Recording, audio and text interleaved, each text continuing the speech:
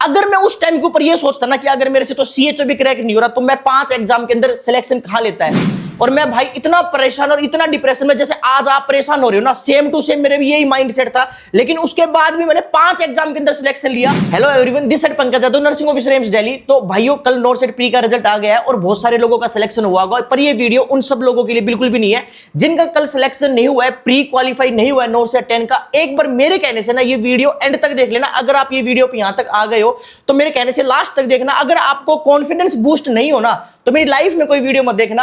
देखो, कल नॉर्सेट प्री का रिजल्ट आया और बहुत सारे बच्चों का सिलेक्शन हुआ है, लेकिन बहुत सारे लोगों का सिलेक्शन नहीं हुआ, जिससे कि ऐसा लग रहा है कि यार पता नहीं मेरा तो जिंदगी में कुछ होगा या नहीं होगा। मेरे पास में इतने सारे लोगों के मैसेज आए हैं कि सर मैं डिप्रेशन में जा रही हूं, मैं परेशान हो रही हूं, पता नहीं सर मेरा होगा या नहीं होगा, मेरा लास्ट अटेम्प्ट था।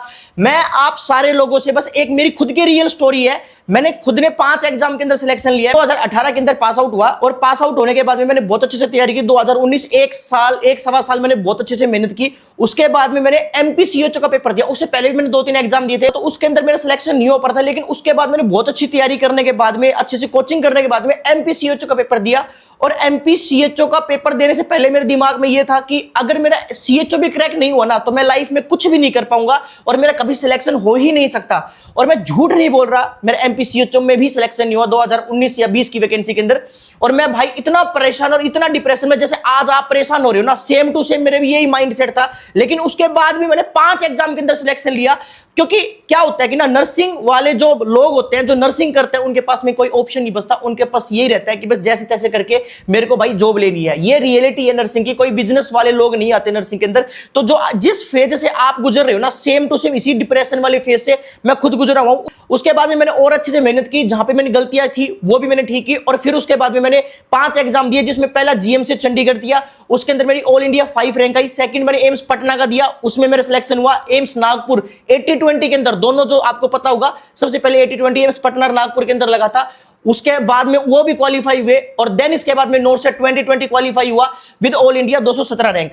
अगर मैं उस टाइम के ऊपर ये सोचता ना कि अगर मेरे से तो सीएचओ भी क्रैक नहीं हो रहा तो मैं 5 एग्जाम के अंदर सिलेक्शन कहां लेता है। और उसके बाद मैंने पेपर देना ही छोड़ दिया, क्योंकि मैं नहीं चाहता कि किसी की सीट खराब हो। बस मेरा कहने का मतलब ये है कि जब आप यूं सोचते हो ना कि यार मेरा तो हो ही नहीं सकता, वहीं पे ही आपका सिलेक्शन रुक जाएगा। सारा खेल माइंडसेट का है। बहुत सारे लोगों ने ये पेपर फर्स्ट अटेम्प्ट दिया होगा, आपको आइडिया लग गया होगा कि किस टाइप का पेपर आता है, मैं कहां स्टैंड करता हूं या करती हूं और मुझे किस लेवल की तैयारी करनी है। बहुत सारों ने सेकंड या थर्ड अटेम्प्ट दिया होगा। अगर आपका प्री क्वालिफाई नहीं हुआ है, मैं लिटरली मजाक नहीं कर रहा, एक बार अपना भाई समझ के मेरे पे विश्वास करके देखना। अभी सितंबर के अंदर फिर नॉर्सेट 11 लगने वाला है। आज से ठान लो कि कैसे भी करके मेरे को 2026 के अंदर सिलेक्शन लेना है एट एनी कॉस्ट, बिना कोई दिमाग के अंदर सेकंड थॉट लाए। अगर मेरा ये नहीं हुआ तो नेक्स्ट वाला तो जरूर होगा ही होगा। एटलीस्ट आपके पास में एक अपॉर्चुनिटी तो है कि साल में 2 बार नॉर्सेट लग रहा है। देखो, सीट कम आती है, ज्यादा आती है, 80-20 था, जो भी चीजें थी, जिस हिसाब से भी थी, वो आपके कंट्रोल में नहीं है। आपके कंट्रोल में बस एक चीज है, वो आपकी मेहनत, वो जो आपने कमियां, जो आपने क्वेश्चंस किए थे, जो आपने गलतियां की थी, उसको ठीक करने की और अपने आप को वापस से उस माइंडसेट के अंदर डालने की कि इस बार तो मुझे कैसे ना कैसे करके सिलेक्शन लेना है। मैं आप सारे लोगों से ये नहीं कहूंगा कि आपने ये चाहिए था, आपको वो करना चाहिए था। ये सब चीजें बाद की बात होती है। उससे पहले सारा खेल माइंडसेट का है। मैं इतनी बार आपको मल्टीपल टाइम्स बोला है कि अगर आप विश्वास करके मेहनत नहीं करोगे तो आपका सिलेक्शन नहीं हो सकता। सारा खेल माइंडसेट का ही रहेगा। तो इसलिए दिमाग को बिना दूसरा सेकंड ऑप्शन लेके अंदर लेके जाते हुए आप बस खुद के ऊपर विश्वास कीजिए। आप ये देखिए मेरी कमी कहां रह गई थी और साथ के साथ में कौन बाहर के लोग क्या बोल रहे हैं, कि भाई आपके घर वाले क्या बोल रहे हैं, आपके मम्मी पापा क्या बोल रहे हैं, किसने आपके बारे में क्या कहा, ये सब चीजें सिर्फ फालतू की बातें रह जाती है।